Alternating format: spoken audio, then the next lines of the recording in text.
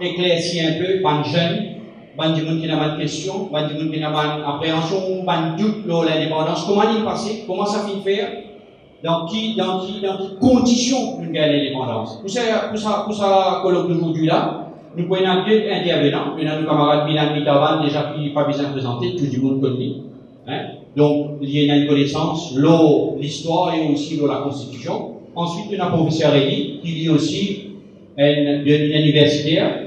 Donc, ici, il peut être clair, il peut être clair, il y a une question qui peut être plus tard dans l'assistance concernant tout ce procédé, ce processus qui n'amène à l'indépendance de Maurice, parce que bien souvent, chaque monde écrit l'histoire pays d'après sa philosophie politique et d'après son l'esprit politique. Donc, nous prenons d'abord nous les intervenants et aussi, pour besoin des autres, nous programme aujourd'hui, nous prenons un film qui nous peut lancer aujourd'hui, le travail sur lancer un film, pour retracer un petit peu l'histoire de l'indépendance. Et ensuite, à la fin, nous prenons un jeune ici, un jeune qui décide, qui a envie, éclaircir, pose certaines questions, ce qui s'est passé dans l'histoire de l'indépendance. Donc, puisque le camarade Milan est notre engagement juste après, nous pouvons écouter d'abord une dizaine de minutes, ensuite nous regardons le film et là nous pouvons écouter le professeur Rémy qui sera une question. Merci. Merci. D'abord, merci pour l'invitation pour participer à ce colloque-là. Je suis content aussi, félicite l'organisateur pour l'initiative qu'ils ont prise sur ce colloque-là, et surtout le fait que vous avez fait ça comme un forum pour Vanjal, parce que je crois qu'il est très important pour Vanjal bien connu, qui cheminement, qui suivent, qui la lutte, qui l'a menée, qui va dans l'enjeu, qui était, mais aussi qui fait annuellement système politique, système constitutionnel qui est en vigueur dans le pays aujourd'hui. Nous sommes particulièrement remercier à travailler qui prend l'initiative de ce fait-là, parce que nous étonnés et nous choqués par l'absence de l'initiative de l'État dans le cadre du 50e anniversaire de l'indépendance. Parce qu'après tout, c'est l'anniversaire du pays, c'est l'anniversaire de la nation, et c'est l'État qui tirait la première responsabilité dans cette célébration-là. Autant qu'il me connaît, peut-être que vous m'avez trompé, c'est l'événement qui finira jusqu'à l'air, c'est notre actrice étrangère qui tient invité pour gagner un award de l'État, et me rappelle le ministre de l'État qui est responsable de cette événement, qui dit que c'est dans le cadre du 50e anniversaire de l'indépendance. Donc, pas au courant de deux autres événements qui sont organisés par le gouvernement et par l'État d'Israël.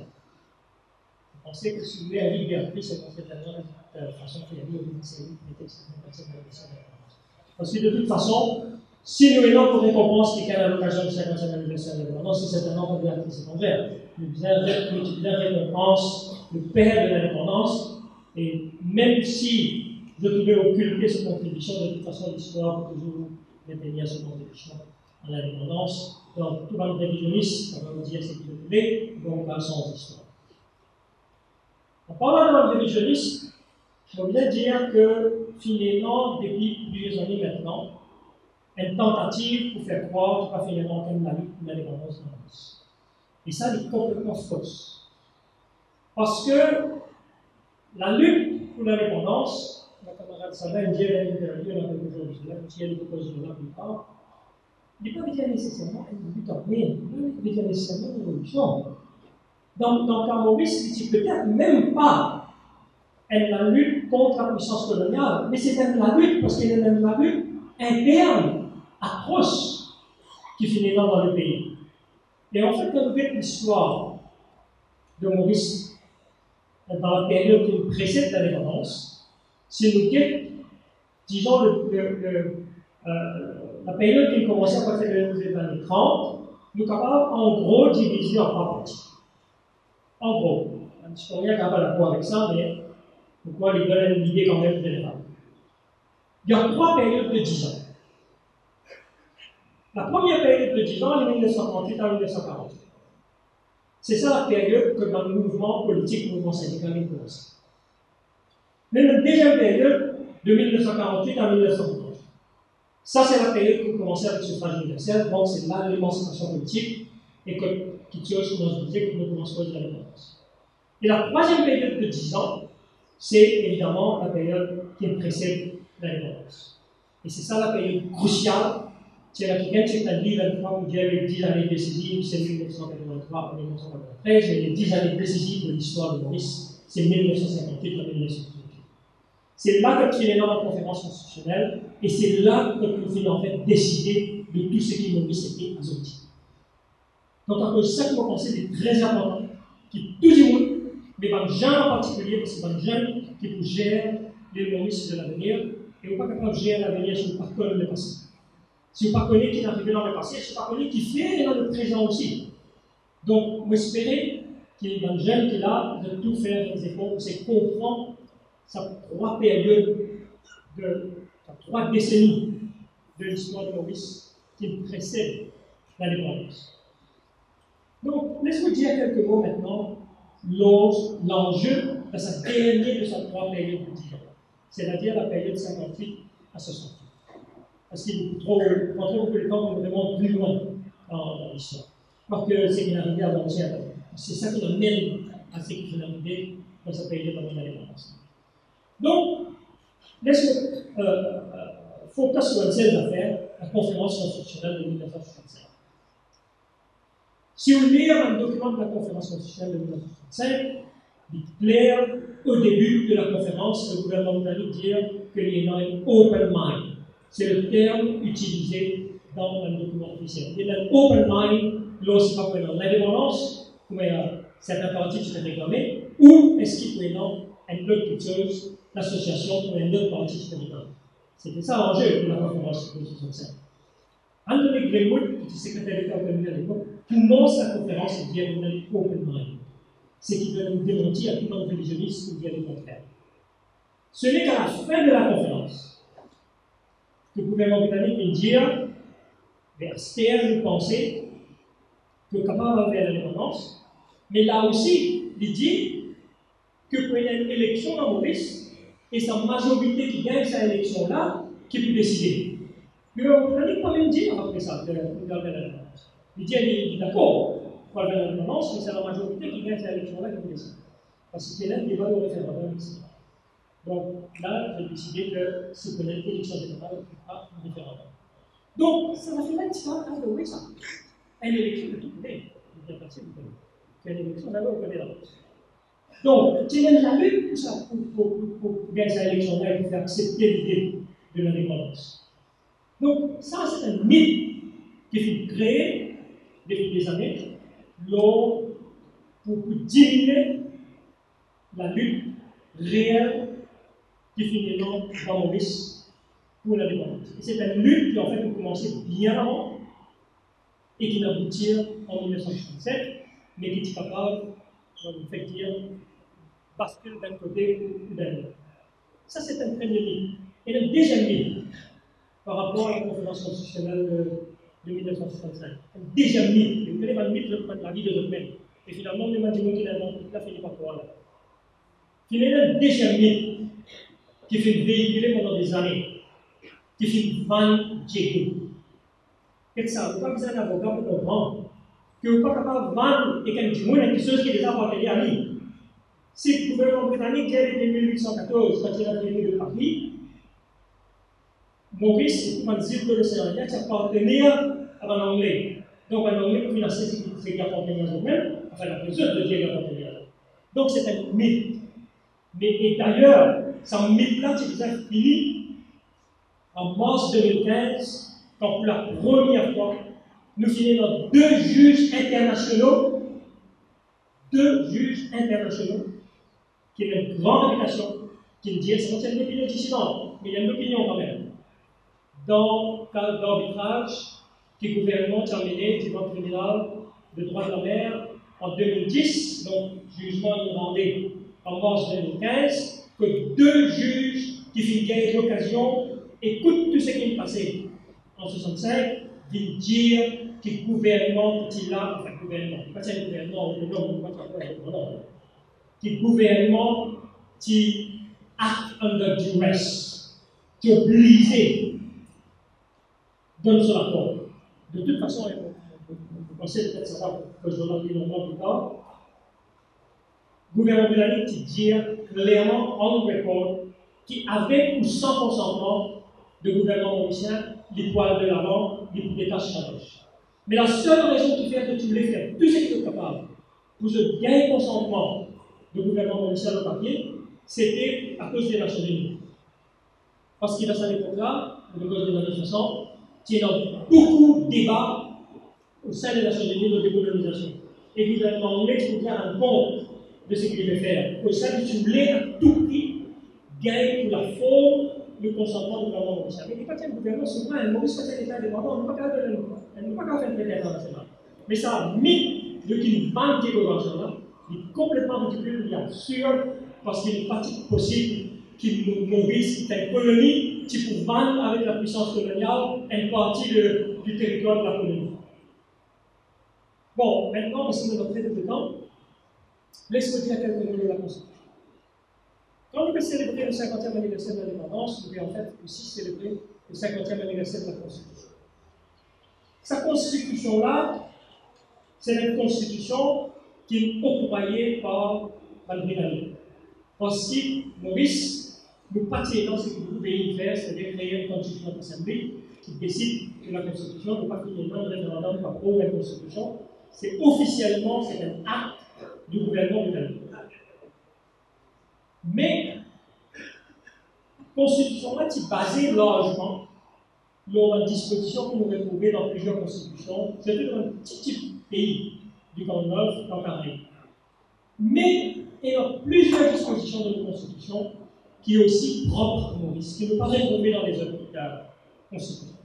Et la raison pourquoi nous finissons sur une disposition, une unique feature de la Constitution mauricienne, c'est essentiellement à cause du débat acrimonieux, débat tendu qui tient dans le gouvernement de l'indépendance.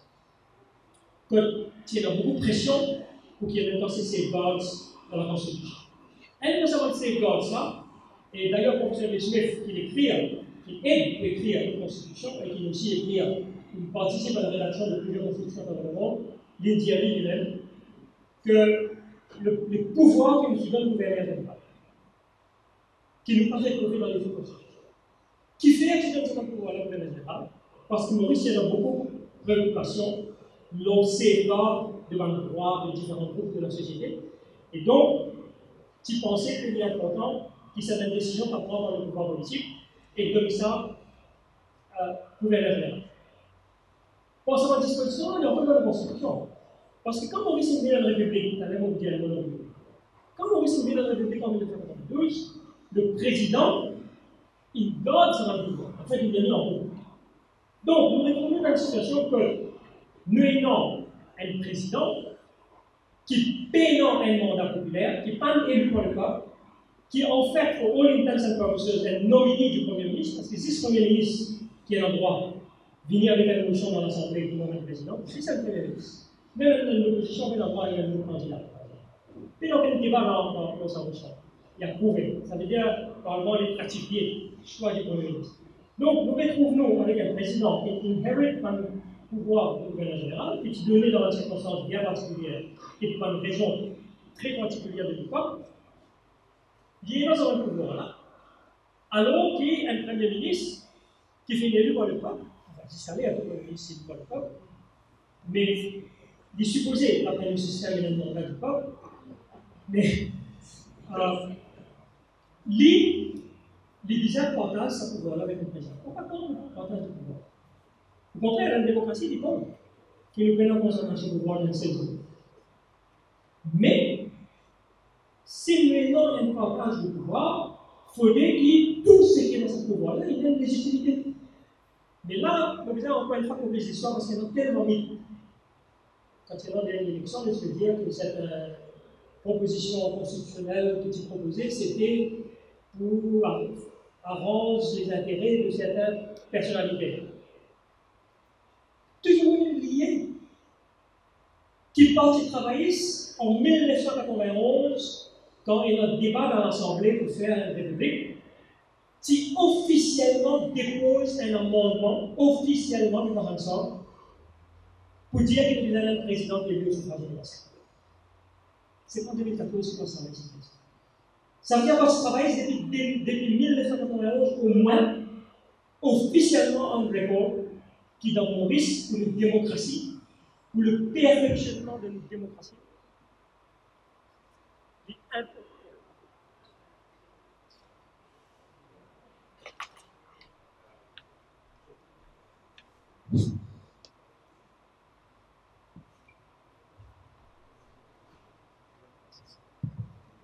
Oui, donc, le Parti travailliste qui luttait pour suffrage universel en 1958, qui ramène le droit de vote à un jeune de 18 ans pour l'élection de 1976, qui finit aussi, depuis 1991, on record, dire que pour le perfectionnement de la démocratie, le président et non un partage de pouvoir président et premier ministre, et que le président déjà élu au suffrage universel. D'accord ou pas d'accord avec ça, c'est une autre question. Mais la question de principe, c'est que travailliste prend position en faveur d'un président élu au suffrage universel, formellement, aussi loin qu'il ne le ferait. Donc, aujourd'hui, quand on fait cause réforme de la Constitution, on pensait que ça, c'est une des bonnes affaires que nous avons. Est-ce qu'il nous a un système entièrement parlementaire, ou bien est-ce qu'il nous a un système et non certains pouvoirs qui donnaient aussi au président? Et si le président visait un pouvoir, il y a déjà un énorme pouvoir. Le président déjà un beaucoup de pouvoir. Et ça, c'est pratiquement unique dans le monde. Le gouverneur général, et ensuite le président, il y a un régime qui se faisait un régime parlementaire. Ça, c'est le premier point. Deuxième point, bon, c'est bien beaucoup les gens que je demande des fonds, mais ils demandent c'est bien feature de la Constitution maintenant. Deuxième point important, c'est le système électoral. Encore une fois, nous gagnons un système électoral qui nous gagne parce qu'il tient dans un concern particulier à ce moment-là de notre histoire. Il est important qu'il utilise et non une solution qui répond à sa préoccupation pour ce moment-là. La question que nous avons posée à partir, c'est est-ce que le système électoral va continuer à sécurité? Est-ce qu'il va être concern, sa préoccupation qui tient dans les années 60, il en faut toujours valide, ou bien est-ce qu'il va être différent? Parce qu'il y a finalement 11 élections qui vont faire de base sa système électoral. Et nous prouvons qu'il est italien. Nous prouvons qu'il y a une élection, un parti qui existe un petit peu plus que 50% de voix, il gagne 100% de sièges, et un parti qui gagne plus que 30% de voix, pas ne gagne aucun siège. Est-ce qu'il doit maintenir sa système électoral? Parce travailler encore une fois officiellement on record dans son manifeste électoral de 1995 qui propose la création d'un deuxième chambre du Parlement, c'est-à-dire un Sénat. C'est dans le manifeste électoral de 1995. Ça, un autre débat que nous avons dans le cadre du système de réforme électorale. Il ne faut pas que nous réforme électorale, nous réconcilions comme est-ce qu'il faut communauté pour représenter, etc. Est-ce qu'il nous a augmenté le nombre de députés? Nous avons été si pas proposition qui se fait en 1995, le Sénat, est-ce qu'il est aussi dans 11 élections qu'on fait? On va prouver qu'il va nous dans le système. Dans ce cadre, ça débat-là, une fois, on va avoir une opinion différente, est-ce qu'il nous a un Sénat ou bien? Mais on pensait que ça est important que nous disions faire partie de ce débat-là et ne pas focus exclusivement sur est-ce qu'il augmente le nombre de députés, est-ce qu'il augmente le nombre de députés, combien il va élu, first past the post, c'est combien il va élu le pire. Bon, nous mentionnons un dernier point. Et dans la conclusion du cadre de la Constitution, nous mentionnons un dernier point. Comment on dit que maintenant la Constitution, je croyais fondamentalement. Mais le pouvoir d'amendement de la Constitution, il donnait au Parlement entier. Et le Parlement original, un Parlement, c'est ce qu'on appelle unicaméral, c'est-à-dire une seule chambre, jusqu'à qu'il y ait une deuxième chambre. Et donc, si on est dans la majorité nécessaire dans ça, une chambre du Parlement là, parce qu'on est seul,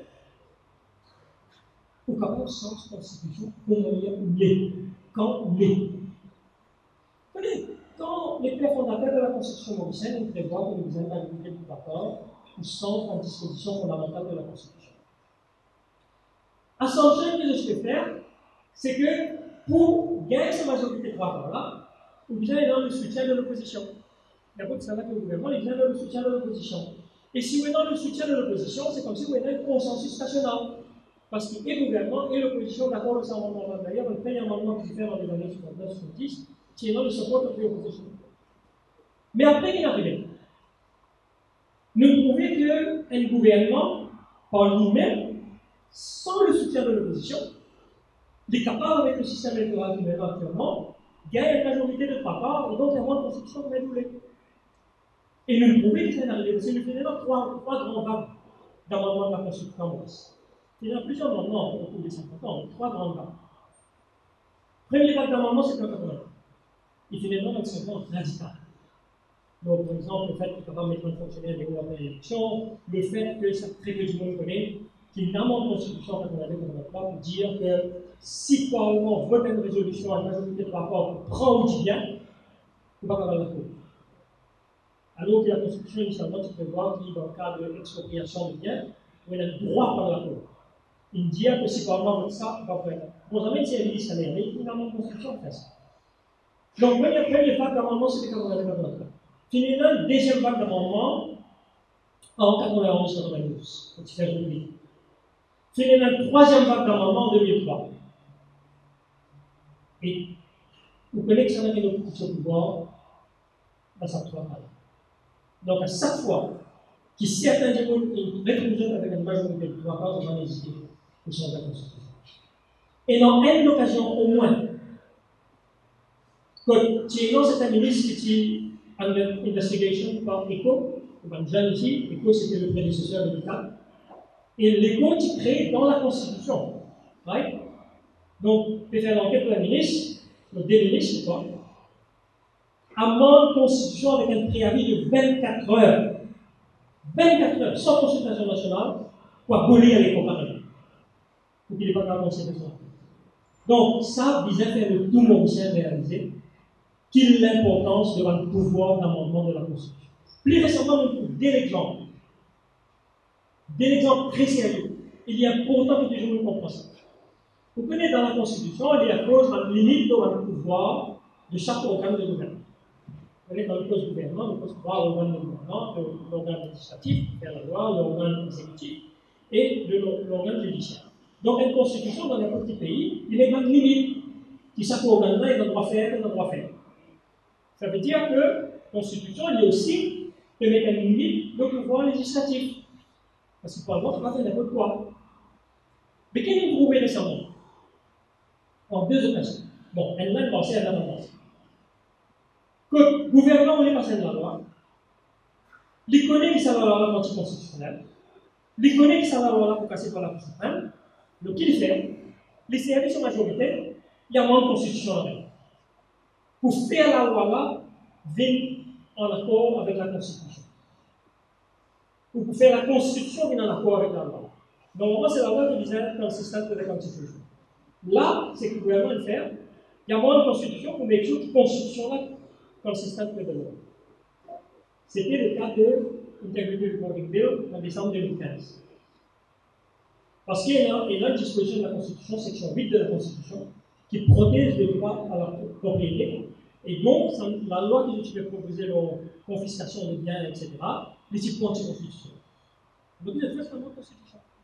Bon, le gouvernement va faire exactement la même chose un an plus tard, en décembre 2016, quand il veut faire la loi pour créer une Prosecution Commission qui est capable d'overrule dans la décision de l'EQB, alors que la Constitution prévoit l'indépendance de l'EQB. Donc, les commissions anticonstitutionnelles, qui les veulent faire, amendent la Constitution. Faire la Constitution consistante avec toute la loi. Donc, ça, comme loi, c'est que vous connaissez, parce qu'il y a une partie, une petite alliance, donc, de tout les majorité. Mais donc, le point qu'on veut faire, c'est qu'il est très important qui, dans le cadre d'une révision de la Constitution, la Constitution marche plutôt bien. C'est pas là le problème. Le problème, c'est qu'après 50 ans d'expérience, 50 ans de jurisprudence, parce qu'il y en a coupé ce qu'il y en a pour le Constitution. Il faut que ça qu'il modernise la Constitution. La Constitution, il y a peu de temps déjà modernisée. Mais ce qui est important, c'est comment on fait. Et un dans les affaires d'universalité, à mon avis, c'est aussi la question de pouvoir d'amendement de la Constitution. Est-ce qu'il est capable de laisser sa pouvoir-là dans la Constitution? Si nous revoir le système électoral et qu'il est moins facile pour le gouvernement de gagner par rapport à sans constitution planifiée. Vous connaissez notre cas, en 1992, finalement, plusieurs contestations, et c'est peut-être la première fois, que tu peux contester l'élection dans pratiquement plusieurs constitutions de Maurice. Tu peux dire que l'élection est irrégulière, et évidemment, tu as bien utilise un mot poli, irrégulière dans sa élection. Vous voyez ce que le gouvernement fait? Il y a la majorité dans le Parlement. Le gouvernement passe un amendement de la Constitution pour valider toute élection qu'il fait dans Maurice depuis 1967. Ça veut dire qu'il fait un amendement constitutionnel avec effet rétroactif 25 ans. 25 ans de rétroactivité. Qui fait faire ça pour qu'il tout ça va être sans payer. Donc, vous trouvez qu'il a fait pouvoir à un gouvernement qui a la majorité de 3 quarts pour parler de la Maurice. Vous connaissez certains ici qui préfèrent que nous sommes tellement c'est pas ça la question. Vous avez deux principes. Vous avez parce qu'on fait un amendement constitutionnel, on fait ça, on fait des discours maintenant, on fait les toujours.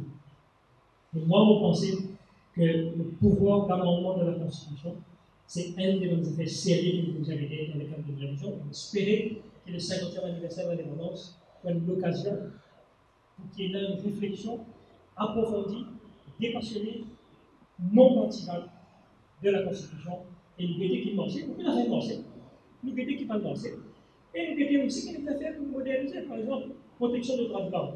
Tout le droit fondamental est protégé dans la Constitution. Très bien.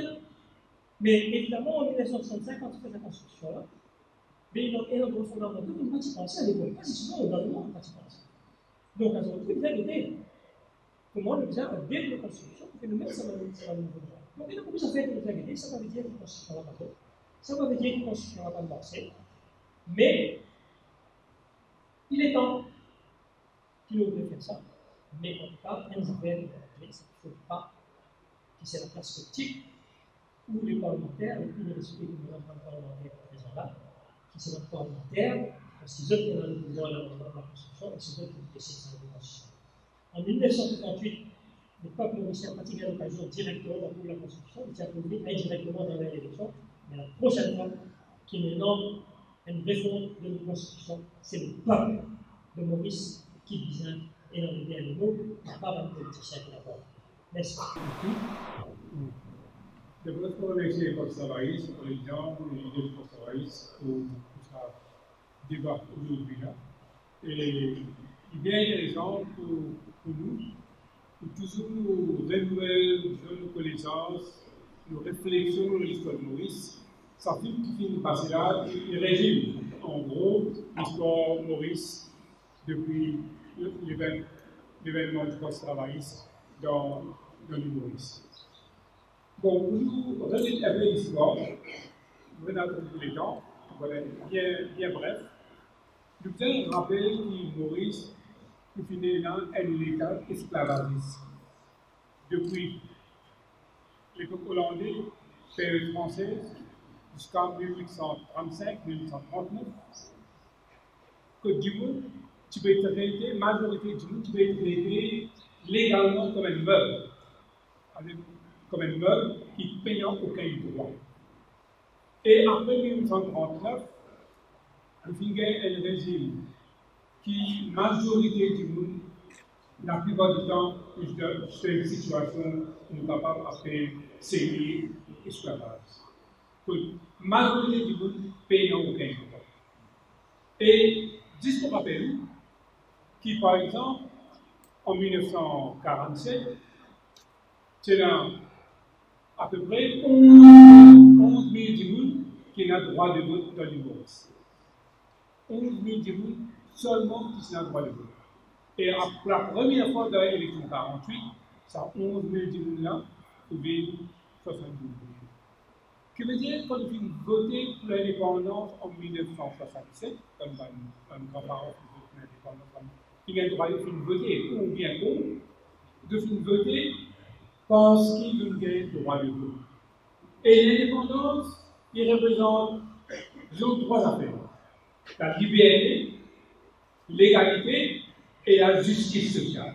Et si ça croit à l'axe du pays, qui fut propagé à partir de 1936 quand le travail fut formé, et la grève de 1937 qui fut une nouvelle commission, qui est un autre moment dans l'histoire, mais c'est l'élection de 1948 qui, pour la première fois, nous gagne une constitution que le Parti travailliste, dans le comité consultatif, fait une demande le droit au suffrage universel.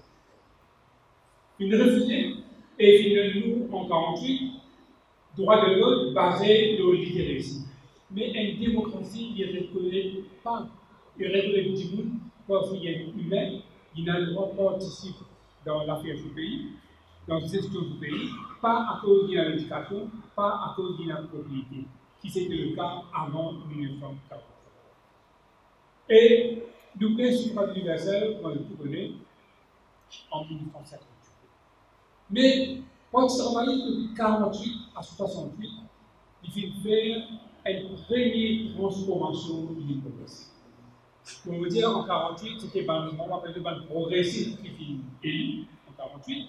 Doucement, en 1951, un progressif rallié pour le Parti travailliste, et à partir de 1951, vous avez le Parti travailliste dans l'Assemblée qui met pression pour le développement économique, pour le développement social et pour le développement politique. C'est-à-dire qu'il y a trois phases de développement qui sont importantes avant 1968. Sa première phase, quand il a raconté, nous avons gagné le suffrage universel en 1958, nous avons gagné l'élection en 1959, et depuis 1958, nous devons dire que le gouvernement colonial fait toujours ralentir le développement constitutionnel.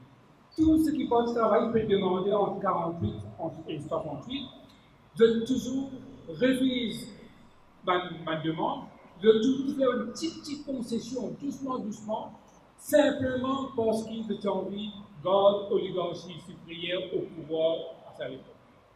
Vous pouvez remarquer comme par exemple, en 1948, quand on travaille pour un progressiste, il y a une majorité, fait un système nominé pour neutraliser la majorité parti travailliste.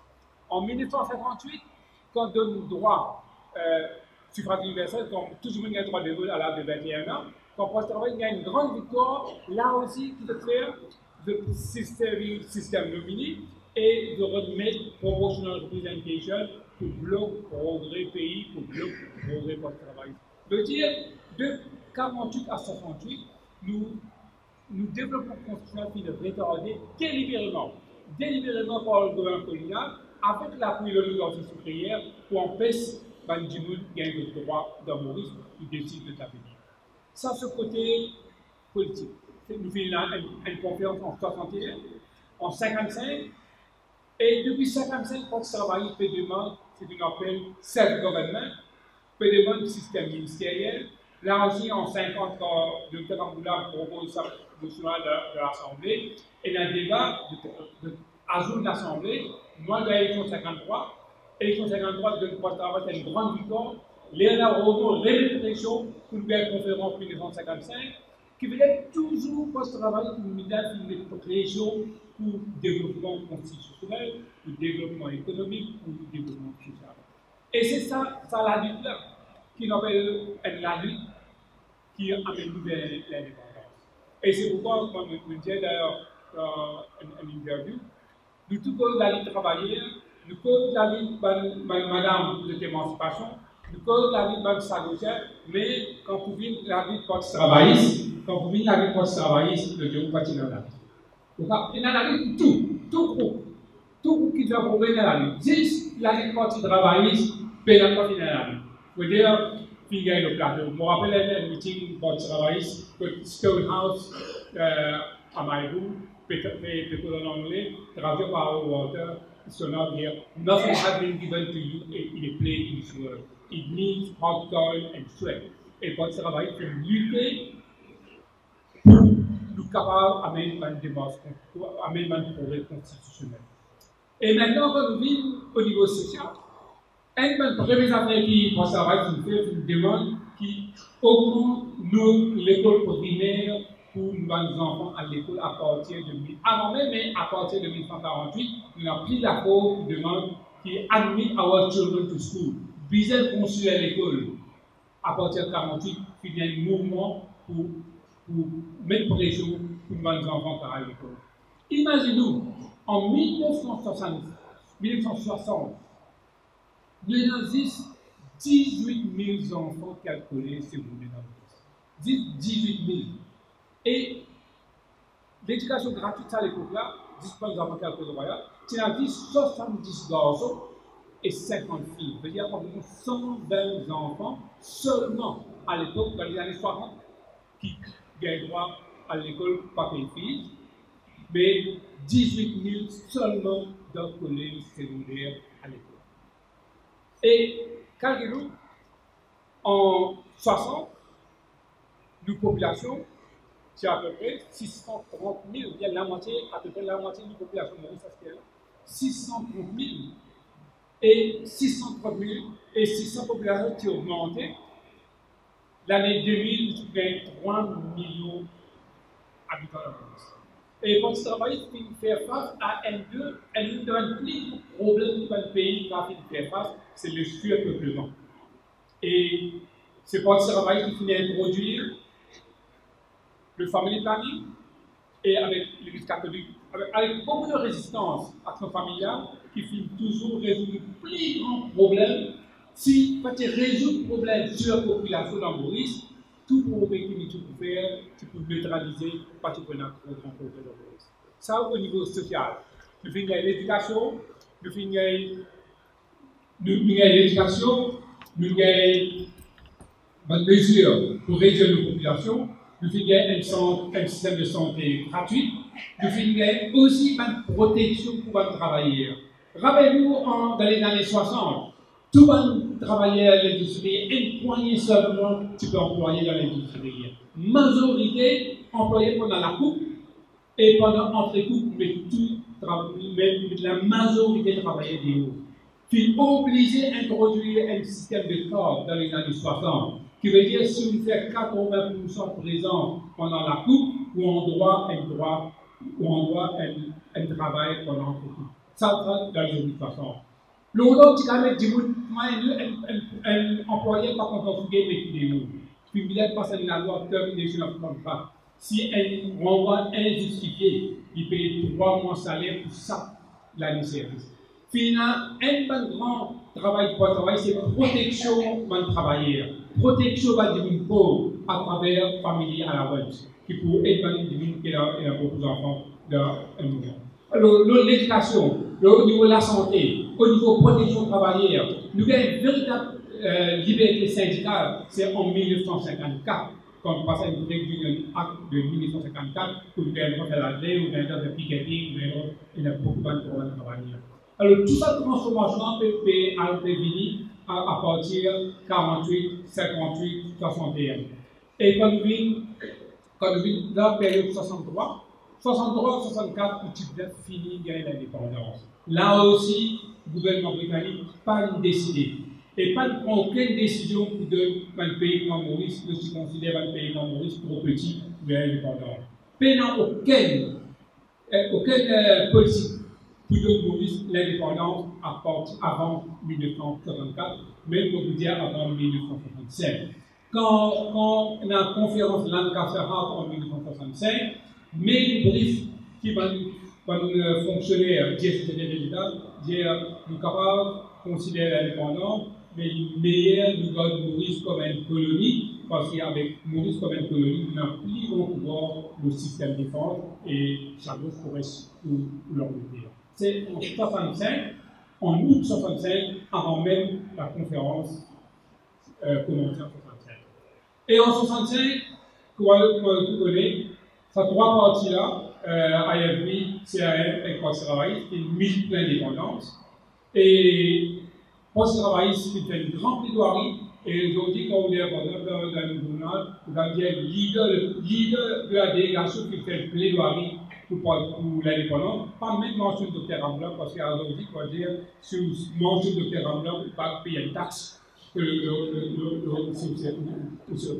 ce nom du tout. Vous doit appeler leader de la délégation, leader, mais pas mentionner ce nom parce que ce nom relève pour inscrire dans les bon, comme en 1965, nous avons fait conférence, fait débat tout un élément constitutionnel, système électoral, et il demande aussi, et ça, il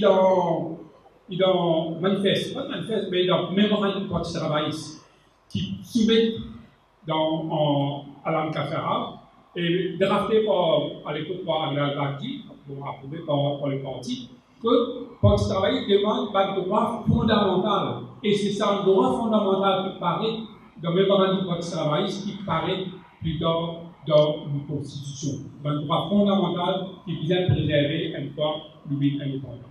Là, pour revenir aux questions Sagos, il faut nous mentionner. Tout écrit jusqu'à maintenant, il dire qui pense travailler sur une bande Sagos, mais SSR sur une bande Sagos.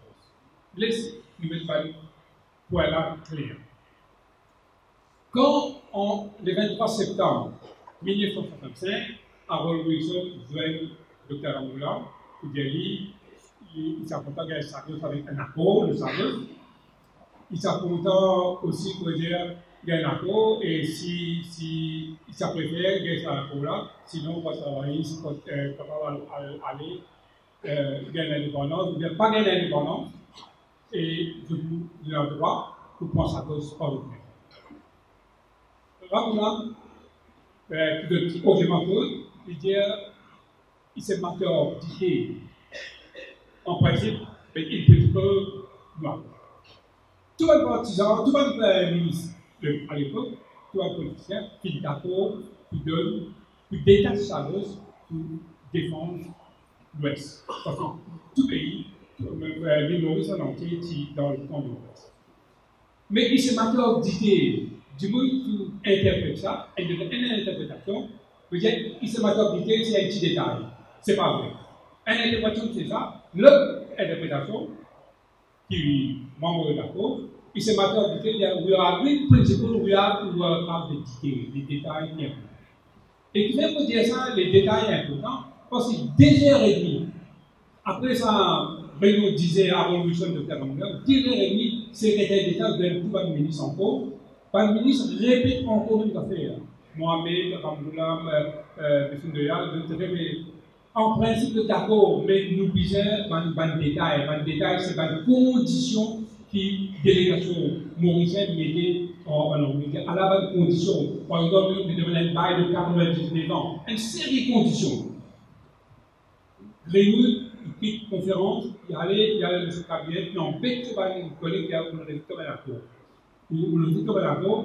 Mais lendemain, les 24 et le 25, Anglais vient à l'américain, peut discuter encore, c'est pas pour une récit, gagne la demain, Anglais dit non, il n'est pas clair. Il n'est pas clair.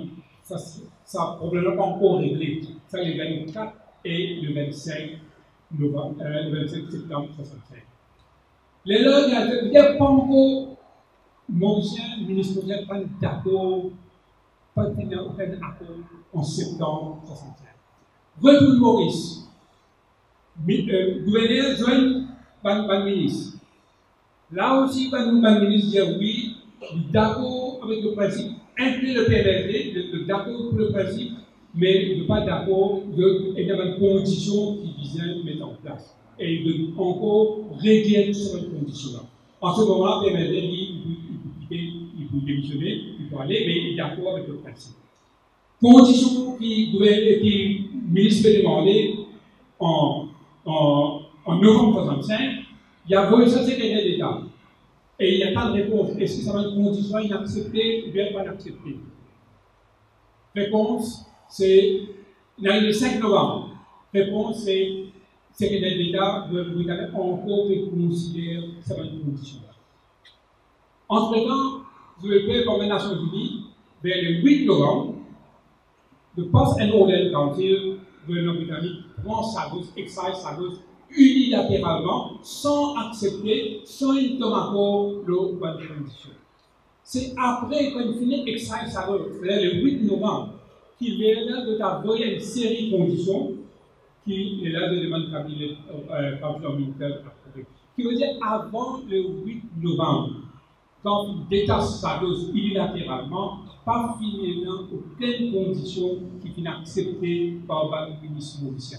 C'est après le 8 novembre qui, quand je impose de ma propre condition, et là je vais accepter, et là je ne vais pas accepter. C'est pourquoi, légalement, en fait, une collègue c'est même inaccepté ainsi, il va tenir, mais historiquement, par le détail, montrer que ni SSR, ni le ministre mauricien, il sait sa gosse avec un anglais. C'est le prendre les 8 novembre, avec sans cette condition mauricienne, et le ministre mauricien, il maintenir de conditions. Et après, quand une condition est imposée après 8 qui transforme le et moi, ça, il m'a fait un petit peu à toute cette spéculation qui finit pendant 20 ans, qui finit dire, qui finit par nous dire, l'indépendance va finir un ami. Et puis encore, le fait qu'il nous comprend quand il vote contre, après de trouver que tout ce qui nous vote contre, finalement, pas bien arrivé, c'est-à-dire tout va être négatif que de dire pas bien arrivé, et aujourd'hui, beaucoup de monde encore difficile pour accepter que le pays est indépendant. Encore vu dans le passé, encore il y a ce qu'on appelle un guilt, un sentiment de culpabilité, et c'est pourquoi beaucoup encore des pays qui passent dans la vie pour l'indépendance. Et à partir de 1968, quand Maurice est indépendant, nous gagnons beaucoup de défis. Des défis que le gouvernement fait face, et le gouvernement, à partir de 1968, il met en place des mesures qui modernisent le Maurice. Par exemple, dans le premier budget de 1968, annonce création de France. Dans le premier budget de 1968, en 1970, et puis là, de côté, vous diversifiez de l'économie qui n'est pas possible avant l'indépendance. C'est pourquoi l'indépendance de Mauriciens, liberté, pour gérer ce pays, mais aussi pour aider d'autres pays de façon qui en vit. Pour vous donner un petit exemple, avant l'indépendance, duty de machine, c'était à peu près 47% duty de machine, c'est-à-dire si vous avez amené une machine, ça il fait par le gouvernement colonial parce que parler Maurice industrialisé et bien en compétition avec l'Angleterre ou bien en compétition avec l'industrie britannique dans les autres colonies. Alors, épisode, on commence à développer une diversification industrielle, nous finissons le tourisme, et à partir de ça, nous continuons à consolider nos démocraties, nous continuons pour ce travail, consolider l'État-providence, nous connaissons avec l'éducation pratique, nous connaissons aussi avec une nouvelle institution qui est en place, une nouvelle institution, par exemple, moi je me rappelle, pour un petit monde, on rentre dans la banque avant 68. Pour rentrer dans la banque, on met tous les pieds, façon de ghetto, nous sommes la République. Ça, c'était avant 68. Et pas juste la banque. Moi, on fait l'expérience en 70, comme élèves, nous rentrons dans les briques en Asie à Turquie. Moi, nous rentrons, il trouve un petit bois dans le brique, biothécaire, il dit caleçon de verre, je vais toujours avec toi, tout dehors. Mais tous enfants dehors, à l'époque. C'était façon de vivre. À l'école, par exemple, la plupart, 90%, par exemple, pas le même soulier pour l'école. Les enfants, pas les filles pour le collège. Moi, je travaillais en 68 avec le collège qui, tous les mois, à la fin du mois, manageait dans la classe. Tu vas me pas payer de route, prendre ça à la case. C'est ça la réalité de l'île Maurice avant 68. Sans les post-travaillistes, l'émancipation à l'éducation, l'État-providence, protection des travailleurs, de pas tout capable de l'île Maurice moderne. C'est la fondation de l'île Maurice moderne qui met en place de 68 à 76, et à partir de 76, nous connaissons tout le monde qui contribue un pilier de l'île chaque année, et aujourd'hui, nous connaissons qu'il y a beaucoup de défis de l'environnement, défis pollution, défis au niveau du trafic, et ça, c'est le post-travailliste avec ce valeur, justice sociale, avec liberté, et c'est ça qui est capable en même temps pour l'avenir. Bon, on va le loin, parce qu'il n'y a pas de débat, s'il y a une question. Et bon, je vais dire que la plupart ici, de déjà il y a l'expérience, de connaître l'histoire de même, de vivre de même. Et malheureusement, nous pouvons lire sur le post-travail, nous pouvons lire l'histoire de Maurice après l'indépendance, probablement, mais quand même, il faut qu'il nous partage une expérience. Merci. Merci beaucoup, professeur Rémy, et merci à post-travail pour cette initiative-là. Nos questions, c'est Le tout vient dans le même bateau. Certains sont dans la cale, les autres sont là-haut, mais le tout vient à l'île Maurice. Mais comment se fait-il qu'aujourd'hui, 50 ans pour l'indépendance, et dans 4 familles qui possèdent majorité de la terre de Maurice? Est-ce que c'est dans ce pays ça la terre là? Et si oui, combien de ce pays ça? Merci. Vous connaissez quand un Français qui prend Maurice à partir de 1721, qui donne une concession. Il donne une concession à un premier habitant. Le lot de 154 enfants. Et là, il y a 2 lots de 154 fonctionnaires à l'époque. Beaucoup ils gagnent. Et au fil des années, bon, il a fait une vente de la terre, il a fait une vendée, une grosse, mais aussi beaucoup ça va être premier habitant, il a fait disparaître aussi. Et là, en gros là, mais c'est ça va être la terre qui est consolidée, il y a un petit établissement sucrier, et puis il y a plusieurs, longtemps il y a 263 moulins en 1863. C'est-à-dire un endroit de consolidé d'une vieille bâtisse, c'est ce la terre-là qui finalement de posséder aujourd'hui. Et c'est pas la terre qui donne gagner à travers la concession initialement.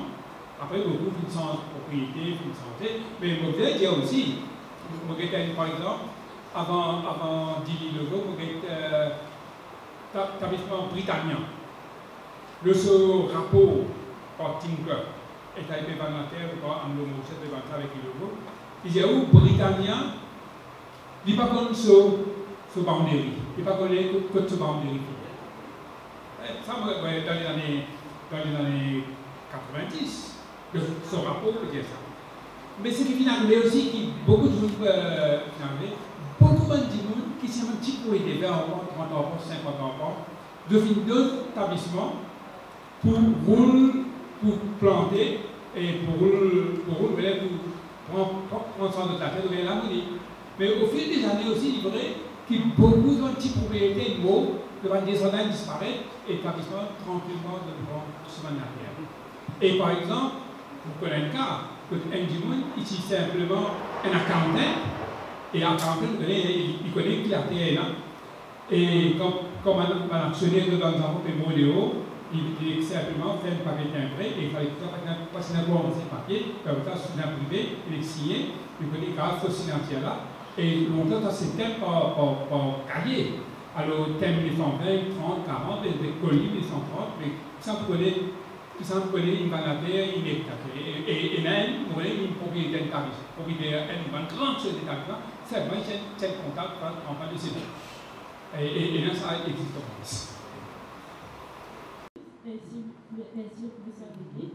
En fait, ma question c'est, après 50 ans d'indépendance, le société mauricien aujourd'hui, est-ce qu'il devait toujours suivre le slogan « and célébrer ses actions » Bon, comment vous dire, nous devons comprendre qu'il y a une méfiance, nous allons franchement au départ, il y a une méfiance entre les communautés. D'abord, il y a une méfiance. Pas tout le temps. Mais méfiance là, pour dire, il reste au niveau abstraction.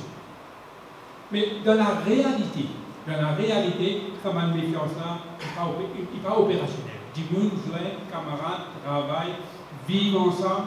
On a l'enterrement dans l'église, on les tenir dans ce village là, dans ce chemin là. Tout ça, du monde là, plusieurs communautés, de tout exercer la prière. Et ça m'a fait vivre dans cet endroit, ce village-là, puisqu'il vraiment à peu près 70 ans, que tout ensemble, 70 ans, qui veut dire qu'il y a une communauté qui existe, pas une communauté religieuse, ni une communauté aussi qui vit dans chaque petite région Maurice.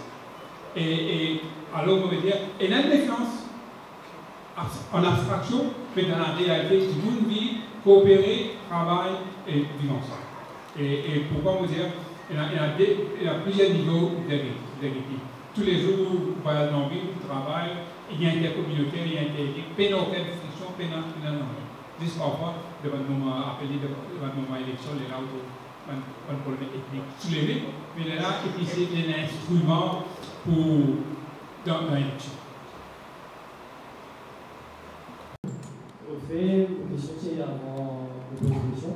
Et ce dit, nous appuyons pour célébrer 50 ans de l'indépendance.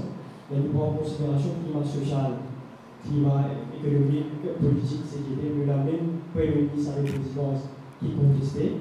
Et surtout, dans des points, on peut les connaître, nous avons des solutions là pour avancer. Peut-être vous pouvez vivre esclave avec la nationale invisible parce que sans l'eau, l'éducation, l'eau, la case, tout ce qu'ils vont faire. Mais moi, c'est qui le champion connu, 50 ans d'indépendance sur une armée, qui grand avancement qui le peuple vient de faire, qui est capable d'acquérir plus, et aussi en 50 ans d'indépendance, qui valait le métier, qui valait le politique. Moi, tout le monde dans Maurice d'accord qui est un pessimiste généralisé dans le Maurice. Pas au cours du monde, que tout d'accord, il y a un pessimiste généralisé, et je tout peut-être dans l'attente. Et là, il y a un an, 10 ans, et comme ça. Mais, Banzen, le travail, le gouvernement aussi, donne l'éducation bancaire et donne aussi le pouvoir d'être autonome, mais être aussi créatif et aussi pouvoir de réflexion. C'est eux maintenant, je pas bien grand. Et là, c'est eux avec l'optimisme qui me capable de tirer sa pessimisme dans le pays. Le pays, il a un potentiel, sa population, il a un potentiel. Nous avons la capacité de développer le pays plus vite, plus bien, et d'une façon démocratique, d'une façon dans la justice sociale. Et là, nous allons parler là, il y a encore la même, mais comme je veux dire, il est pessimiste, mais c'est la population qui lit, et bien pas perdre l'espoir, parce que tout le temps finalise, le pasteur en 48 finalise, en 67 finalise, mais le défi, la population finit toujours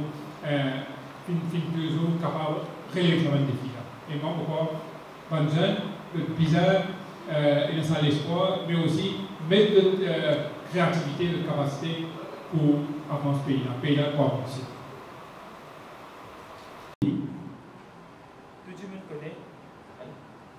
Tout le monde connaît le drapeau national et la 4 couleurs, rouge, bleu, jaune et vert. Mon question aujourd'hui c'est qui fait choisir ces 4 couleurs-là quand il descend du mondial? Moi, je dis franchement, je n'ai aucune réponse concrète après de sa comité qui s'y approuve par là. C'est sa comité-là, semaine minutes, là nous allons donner exactement. Mais il y a une dire, par exemple, c'est 4 partis politiques. On va trop voir. Les couleurs blancs, qui parti ça? On va pas trop voir. Ensuite, il a mis côté ethnique, zone, pour les qui communauté ça. Si tu es orange, tu vas dire ok, on lit dans la couleur par couleur. Mais moi, je n'ai pas réponse vraiment. Moi, je pense que c'est 4 couleurs qu'ils ont choisi, 4 couleurs plus communes aussi. Je vais spéculer, je vais pas répondre, mais c'est 4 couleurs qui finalement, ils viennent un symbole pour les Maurice. Mais maintenant, tu as un groupe qui a ouvert sa femme, qui décidait, qui discutait, et il a fait discuter ça avant la propagande là. Et nous savons qui argument et qui décide aussi à l'époque. Et comme on disait là, c'est bien difficile dans les années 40 pour qu'un individu à sa lance fait un PSC. Comme on même dit, vous avez livré les ici, tu viens mettre vidéo. Mais moi, une question qui pour question, la femme qui pour attaquer, comment se fait-il un Tchassara Moulam qui à l'époque était orphelin? Alors, il est précis fait un PSC, c'est un petit bien brillant, il fait un PSC, il a sur la scholarship, pour la République, et puis ça, il a même Angleterre, il fait sur l'étude, et il fait une vie de Maurice, il retourne les villes de l'indépendance. Alors, moi, aujourd'hui, j'ai envie, comme si toute la population au courant, qui, à l'arrière de ça, c'est une grande famille à l'époque, qui est Tchassara Moulam, c'est la famille Bagat, c'est la Bagat, et nous avons un hommage pour qu'ils signent tout là aujourd'hui, depuis célébrer le 50e anniversaire. Si vous savez quelque part, originalement, c'est une famille qui supporte je veux dire, c'est sur sa grand blanc, parce que c'est un lien parental. Et nous fiers aujourd'hui que ça rend blanc, nous lui rendre un hommage, et en même temps, nous également fiers pour nous rendre un hommage aux grandes familles, si vous arrivez à là. Merci.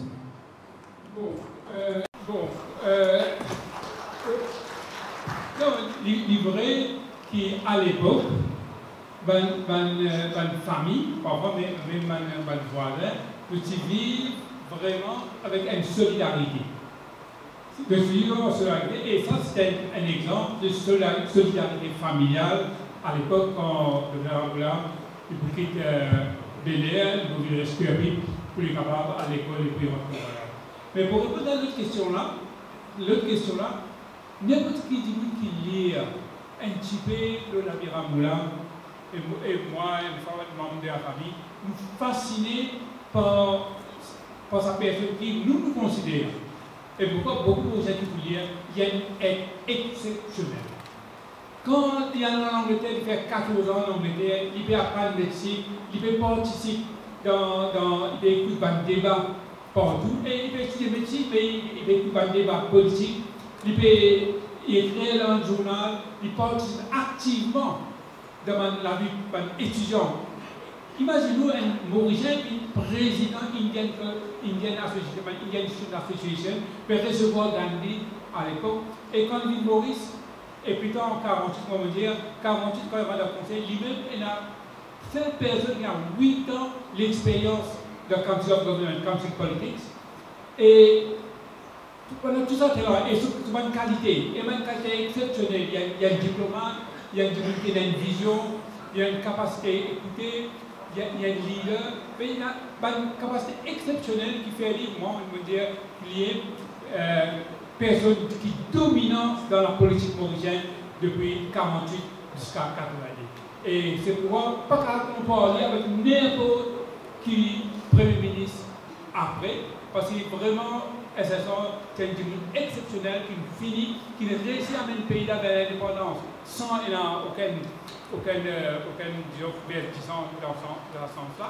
Il fait mettre Maurice le Macron, il fait une membre des Nations Unies, il fait De Gaulle, il fait nous rentrer dans l'OCAM, il fait nous rentrer dans l'ONU Convention, et ça garantit l'économie. Et moi, je crois qu'il vraiment, et c'est bon de lire sur la vie, il y a une personne exceptionnelle dans la vie Maurice. Et même, vous pensez, si c'est un autre pays, il est aussi exceptionnel. Que le docteur Maurice Curet est le fondateur, le créateur, comme s'il disait un papa pour le Parti travailliste. Mais pourquoi il n'a jamais été élu ministre? Pourquoi il n'a jamais eu le ticket électoral? Merci. Comme vous savez, c'est le docteur Curet qui fonde le Parti travailliste. Mais depuis 38 à, disons, 45, il y a une répression le Parti travailliste. Une répression bien sévère, dans le sens que vous savez même une petite société de bienfaisance qui finit se terminer confisquée à l'époque, et finit de dissoudre ça. Le docteur Curet finit plus ou moins banqueroute. Si un travailleur a consulté le docteur Curet comme médecin, mais qui est au travail, alors pour toute sa raison, finalement, il s'est senti épuisé pour un moment. Et là, il passe la parole pour travailler à Emmanuel Anti. Et plus tard, mais plus tard, il est nommé aussi, il est nommé dans le conseil avant l'élection 48, et pas un petit moment aussi après 48.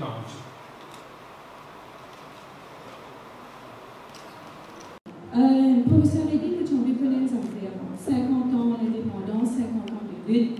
De ça, la lutte, là, nous trouvons que la chose la plus importante, c'est centrer sur l'éducation. Créer plus pour l'école primaire, l'éducation gratuite et aussi le transport gratuit. Moi, ma question, c'est, qui n'amène vers le système lauréat aussi. Moi, ma question, c'est, quelle est la raison qui nous mène jeunes qui parlent étudier dehors, je refuse de retourner dans ce pays pour servir ce pays? Est-ce qu'il y a un manque de confiance, un manque de patriotisme, un manque de confiance sur notre système du gouvernement même? À vous. Pourquoi Manipaliorea parle de Maurice? Bon, il a beaucoup de raisons. Il a beaucoup de raisons, peut-être une seule raison. Par exemple, il a pensé que Sylvie Maurice, il n'a pas pour un job et le salaire qu'il paye déjà. Ça, moi, un garçon qui est lauréat, mais il travaille de haut, mais il pensait qu'il pourrait retourner la fin de l'année, mais parfois il renvoie et là ça fait. Mais il y a aussi, pour Mandigoun Maurice, il faut l'économie développer. Et l'économie, nous connaissons pendant ces 2-3 années-là, il finit stagné, ça vient avec 3,9%, 2,9%, 3,9%, 4%, peut-être 5%. Et si l'économie va mettre 5-6%, l'économie va se développer. Et si l'économie va développer, il est difficile pour employer des jeunes qui ont une capacité extraordinaire. Et c'est ça un problème. Donc, si l'économie développée plus vite, et l'expansion, on n'a plus beaucoup de jeunes pour retourner. Mais pour le moment, il va comme ça. Et c'est pourquoi, plus tard, je voudrais rester dehors, attendre. Ça, c'est un peu les raisons, mais là, il y a beaucoup de mal dans le personnel, ça aussi.